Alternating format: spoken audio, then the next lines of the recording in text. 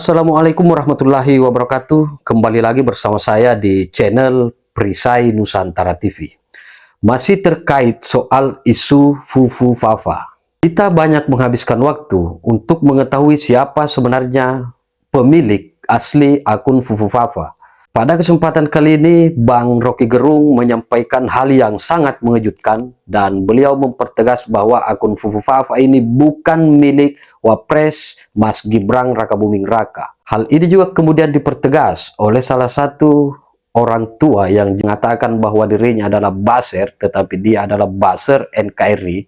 Ini tidak ada bayaran, mempertegas bahwa 100% akun Fufu Fafa bukan milik Mas Gibran Rakabuming Raka, akan tetapi akun Fufu Fafa 100% milik dari Roy Suryo. Di konten kali ini juga ada video yang kemudian menurut saya sangat lucu karena para sengkuniaman, para kaum pembenci itu menyanyikan lagu bahwa Fufu Fafa masuk penjara. Nah, di video ini juga itu momentum ketika Bang Roy Suryo diadili dan ditangkap dan divonis 9 bulan penjara. Jadi seperti apa keseruan netizen merujak dan mengkuliti Roy Panci Suryo? Kita simak videonya berikut ini. Itu bukan milik Gibran. Fufu Fafa. Betul bang, akun Fufu Fafa itu bukan milik Gibran. Milik netizen sekarang. Netizen yang kuasai akhirnya kan akun itu kan. Kalau milik Gibran kendaliin enggak lebih itu kan yang dikendaliin oleh netizen kok. Jadi memang bukan milik Gibran, dia nggak bisa kendaliin kan. Jadi akhirnya kita tahu bahwa ya apalagi yang mau dibela oleh kekuasaan kalau netizen itu udah punya partai politik sendiri itu. Namanya Partai Fufu Fafa. Bulan isunya tuh naik terus isu itu tuh. Dikendalikan oleh siapa? Oh, netizen. Netizen lewat siapa? Lewat Bjorka kali ketua umum partai. KRMT Roy Suryo Noto di Projo tersebut di atas telah terbukti secara sah dan meyakinkan bersalah melakukan tindak pidana dengan sengaja tanpa hak menyebarkan informasi yang ditujukan untuk menimbulkan rasa kebencian atau permusuhan individu berdasarkan atas suku, agama, ras, dan antar golongan. 2. Menjatuhkan pidana terhadap terdakwa oleh karena itu dengan pidana penjara selama 9 bulan.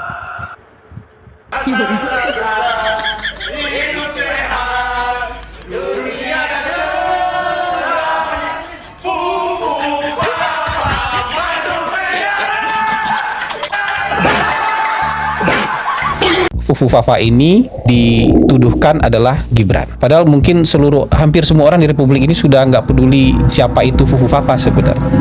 Tapi dituduhkan dengan harapan pecah kongsi Gibran dengan Pak Prabowo. Pak Prabowo itu nggak bisa dipengaruhi dengan cara kayak gitu. Kan kalau mau jujur, entah apa-apa juga statement saya terhadap Pak Prabowo tahun 2014-2019. Mungkin nggak ada apa-apanya itu statementnya Fufu Fafa, Bang. Dan Pak Prabowo mungkin nggak mau tahu siapa itu Fufu Fafa, Bang. Karena nggak penting.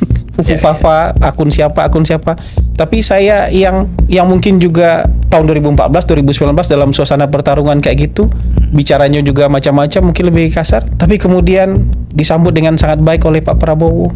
Mereka salah mengukur kebesaran jiwa kenegarawanannya Pak Prabowo. Mereka salah mengukur levelnya Pak Prabowo. Kalau berharap ini bisa memantik sesuatu dari Pak Prabowo sehingga terjadi kecurigaan, sakwasangka dan segala macam, menurut saya itu kesalahan besar. Dan berusaha untuk memisahkan Pak Jokowi dengan Pak Prabowo dengan cara seperti ini, menurut saya kesalahan besar. Dan kesalahan besar yang paling fatal menurut saya adalah mereka seolah-olah bicara pendirian moral menghakimi akun Fufu Fafa. Orang-orang yang menghakimi ini, Bang, kesehariannya sampai hari ini di media sosial nggak lebih baik daripada Fufu Fafa, nggak lebih bersih, nggak lebih baik kata-katanya, bahkan mungkin lebih jorok, lebih buruk kata-katanya dibandingkan lebih brutal akun Fufu Fafa.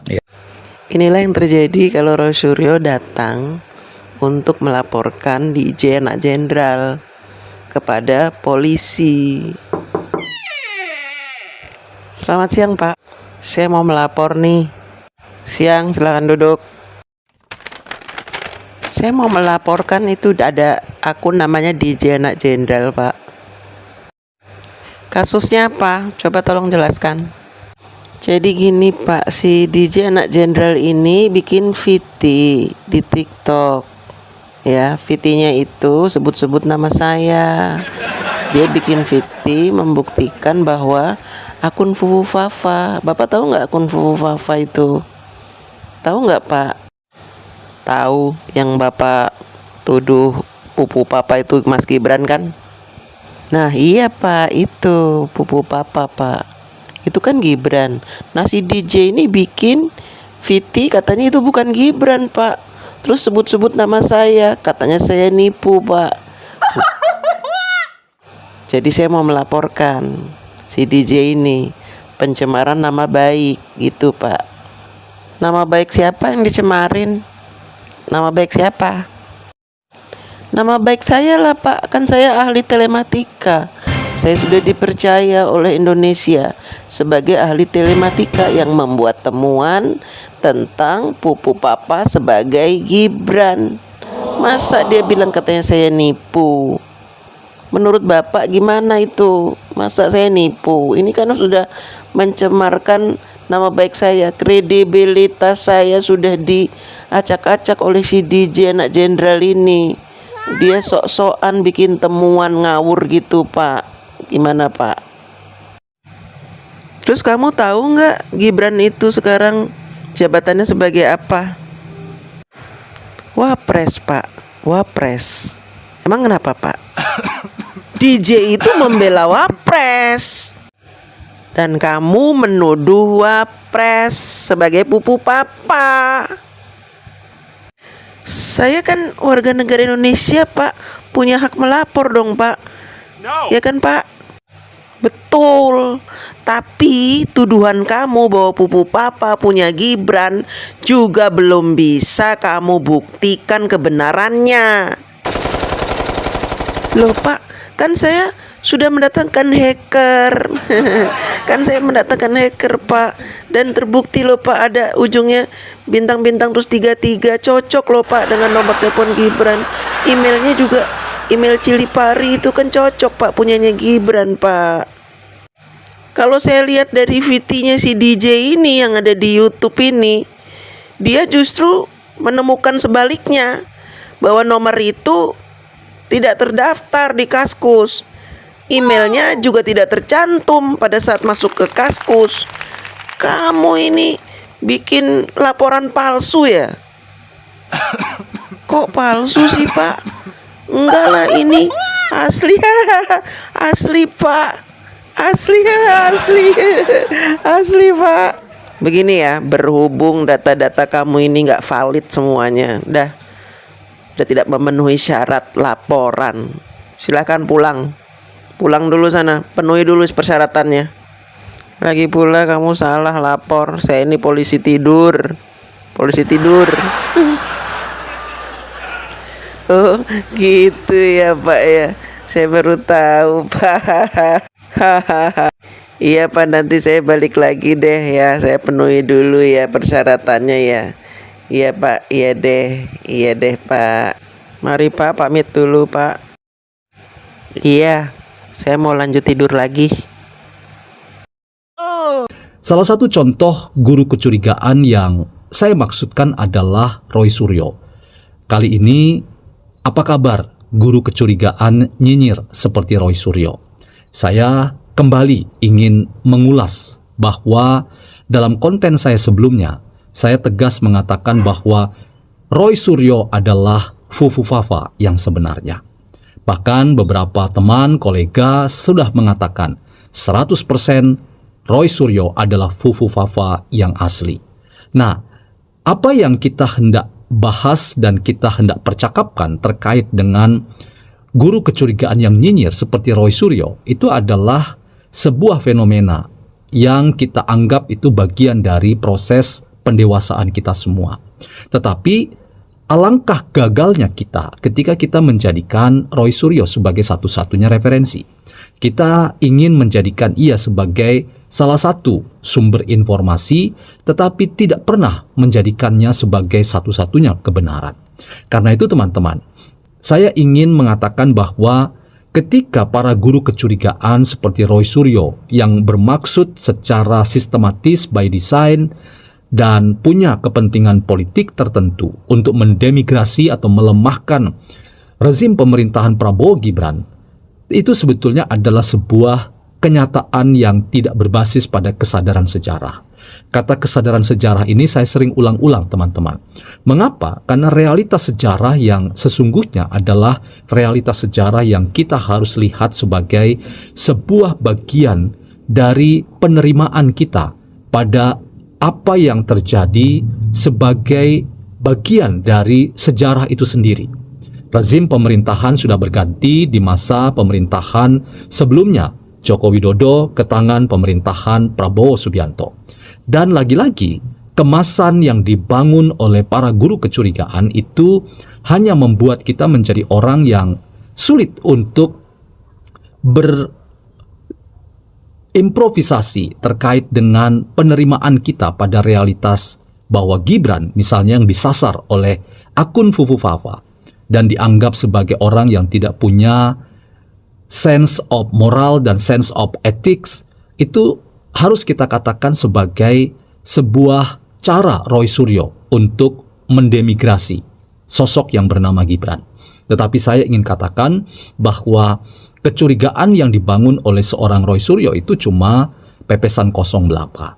Dan apa yang dia ungkapkan sebagai pemilik akun Fufu Fafa itu adalah Gibran itu tak punya dasar argumentasi yang kuat. Selain itu hanya sebuah serangan terhadap keberadaan Gibran, oleh karena kita datang dari perspektif bahwa seorang Gibran adalah seorang yang muda, yang belum berpengalaman, dan karena itu harus dilemahkan dengan berbagai macam akun-akun yang padahal itu adalah akun-akun yang di-create, yang diciptakan oleh seorang Roy Suryo sendiri.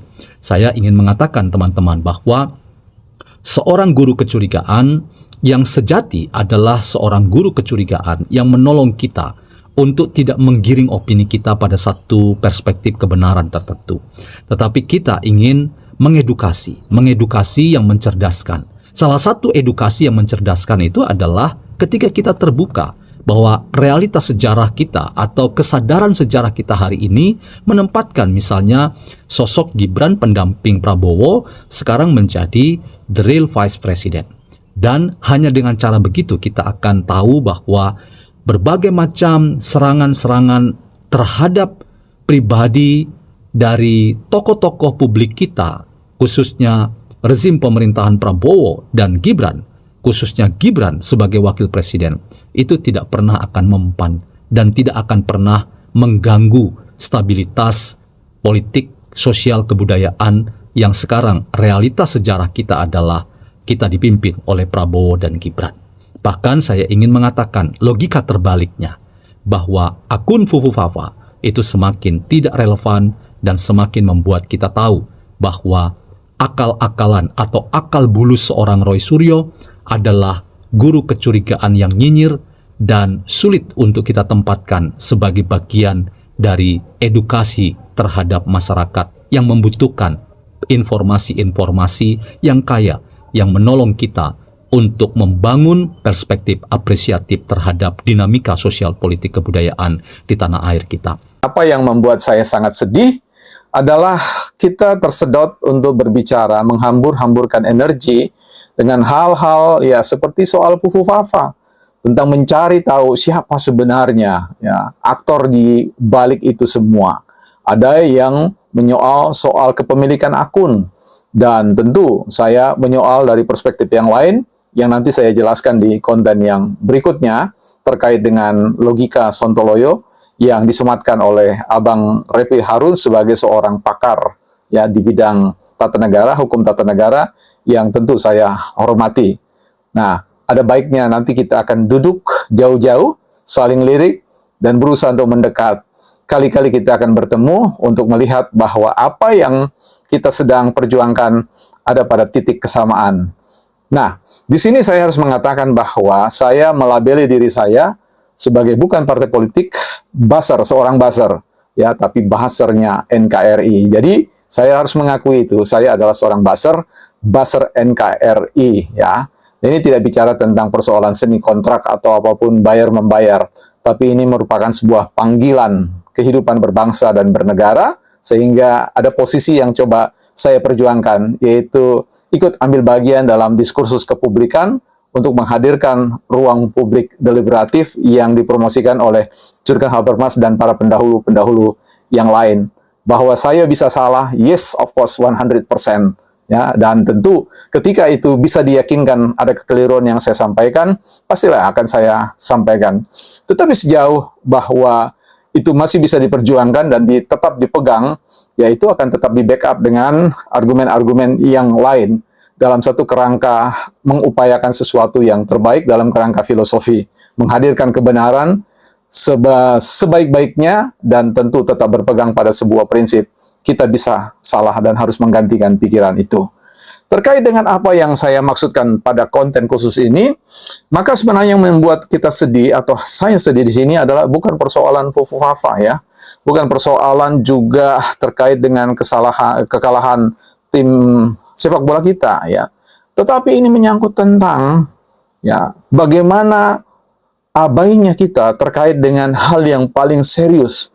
Kita selalu menyoal satu hal-hal yang sifatnya kecil, hal-hal yang tidak sangat prinsip, ya, ditunggangi dengan satu kepentingan-kepentingan tertentu, tetapi kita abai pada apa yang merusak, ya, tujuan kehidupan bernegara.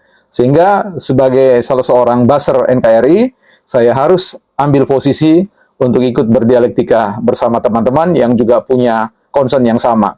Bahwa setiap kita mesti duduk bersama dengan sebuah kesadaran bahwa kita pun bisa luput dari satu kebenaran.